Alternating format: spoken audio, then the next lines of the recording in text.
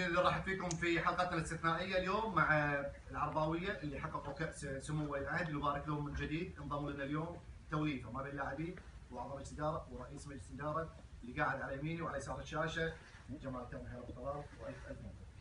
الله يبارك فيك، وامسي على الحاضرين وعلى المشاهدين وعلى جماهير النادي العربي وجماهير الكويت كلهم ان شاء الله في قلوبنا، ووسع على لاعبينا بعد. يستاهلون. سيم عرفي مبروكين. الله يبارك فيك. والساعه المباركه وجودك معنا اليوم ايضا. الله ضبط عمك يا اخوي، حط الكاميرا عرف شلون عمكم خبر منور. ايضا الاستاذ خليل البلام وانور، مبروكين يا الله كابتن. يبارك فيك وطول عمرك، وان شاء الله هذا الكاس حق جماهيرنا ولاعبينا. بيض الله وجهك. احمد ابراهيم مبروك يا كابتن. الساعه المباركه يا حبيبي وجودك معنا اليوم في برنامج جماهير. خلف عبد الخلف مبروك يا كابتن. الساعه المباركه يا حبيبي. الله يطول عمرك. حسين موسى مبروك يا كابتن، وهذه الساعه المباركه يا حبيبي. الله يبارك فيك.